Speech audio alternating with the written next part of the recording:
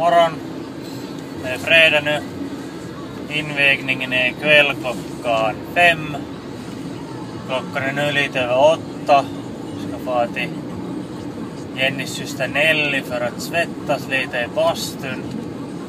Morgonvikten låg på 74,5 så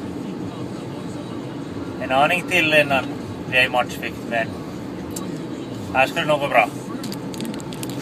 Nu har vi tagit oss in i bastun. Här är 50-60 grader varmt, vilket är tillräckligt varmt för att man ska börja svettas, men också tillräckligt låg värme så man orkar vara här.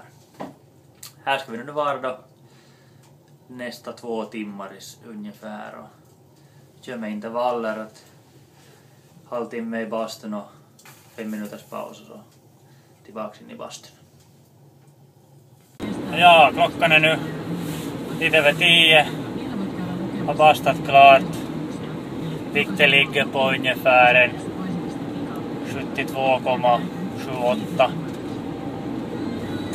Det är nog några timmar kvar till invägningen ännu, men nu ska jag få hem, hämta vigselringarna för dem till Mia Manne för skötsel och vård. Ska jag till Kopiopojat efter flyers till veckoslutet. Och så ska jag 12:30 i shoppen och träffa Tapouts representant Niklas.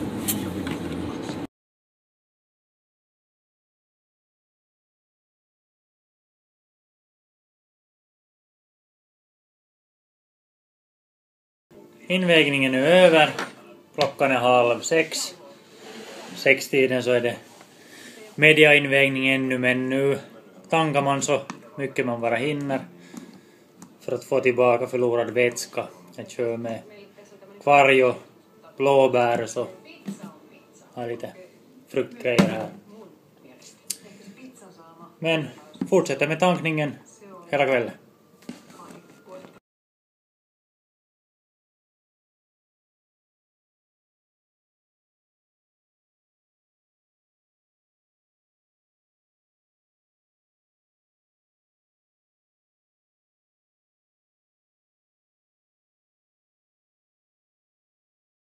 No niin, Miksu, tuli voitto tuossa äskeisessä matsissa.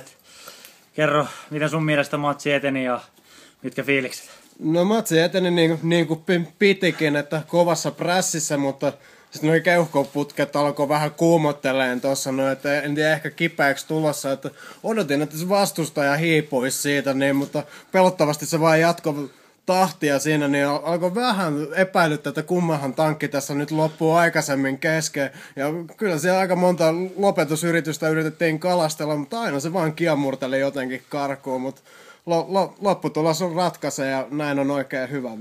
Noniin, eli sitkeä voitto siitä tuli. Mitä on nyt sitten suunnitelmat tulevaisuuteen varten?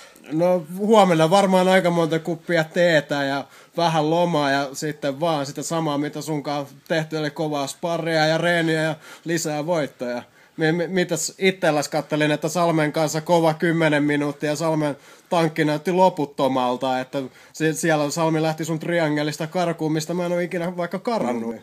Joo, ei, se oli kyllä pakko sanoa, että erittäin sitkeä kaveri, että kyllä siitä tulee vielä jotain tulevaisuudessa, se on ihan sata varma.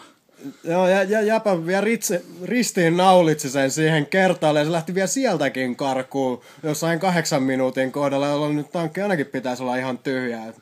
Joo, mä olin ihan varma siinä, että se olisi jäänyt siihen, mutta ei se suostunut luovuttaa, että mä en tiedä mitä sitä vaivaa. Kyllä siinä jotain vikaa pitää olla. No pakko olla, että ei toi mitenkään normaalia. Joo, mitäs meinaat tässä näin? Joo, mä veikkaan, että tää päivänä huilitaan ja huomenna sitten rillutellaan tässä Turussa ja otetaan ehkä vähän rennosti ja ensi viikolla sitten palataan taas sorvin ääreen ja viikonloppuun lähdetään sitten vähän lemmenlovaa ton vaimon kanssa. No niin, kuulostaa hyvältä.